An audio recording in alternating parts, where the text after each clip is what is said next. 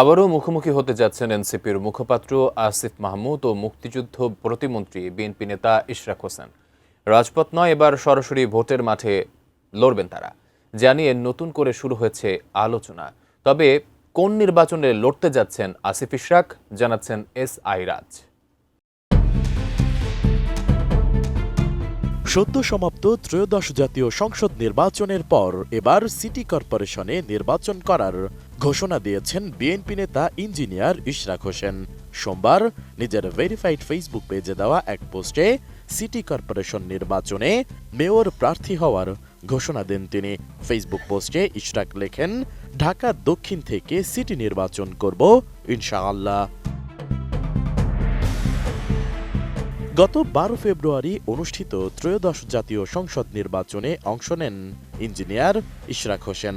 ঢাকা 6 আসন থেকে প্রথমবারের মতো সংসদ সদস্য নির্বাচিত হয়েই বাজিমাত করেছেন তরুণ এই রাজনীতিবিদ। সেই সাথে নতুন মন্ত্রিসভায় মুক্তিযুদ্ধ বিষয়ক মন্ত্রণালয়ের প্রতিমন্ত্রী হিসেবে দায়িত্ব পেয়েছেন তিনি।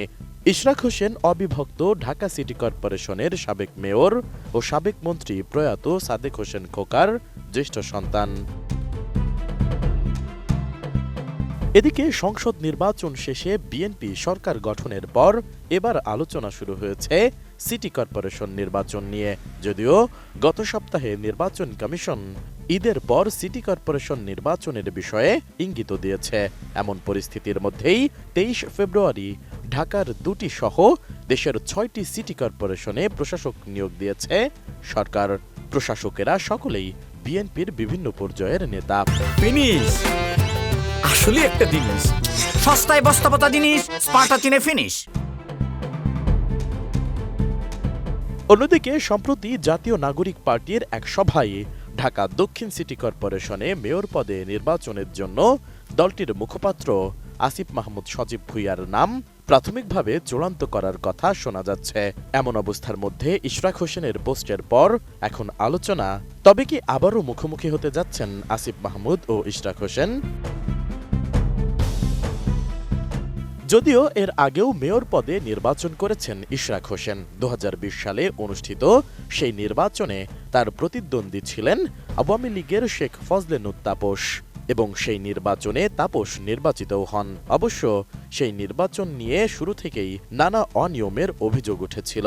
তাপস নির্বাচিত হওয়ার পর ইশরাক সেই ফল প্রত্যাখ্যান করে আদালতে মামলাও করেছিল। এরপর 24-এর 5 আগস্ট ছাত্র জনতার গণ অভ্যুত্থানে আওয়ামী লীগ সরকারের পতনের পর অন্য অনেক আওয়ামী লীগ নেতার মতো তাপসও দেশ ছেড়ে পালিয়ে যান। সে সময় মেয়র পদও শূন্য ঘোষণা করা হয়। পরে আদালত এক রায়ের মাধ্যমে ইশরাক হোসেনকে মেয়র ঘোষণা করেন। এ অনুযায়ী গ্যাজেটও প্রকাশ করে নির্বাচন কমিশন। তবে শেষ পর্যন্ত আইনি জটিলতায় মেয়র হিসেবে শপথ গ্রহণ করে দায়িত্ব শুরু করতে পারেননি ইশরাক। সে সময় ইশরাকের সঙ্গে তৎকালীন স্থানীয় সরকার উপদেষ্টা আসিফ মাহমুদ সজীব ভুঁইয়ার সম্পর্কে টানাপোড়েন তৈরি হয়।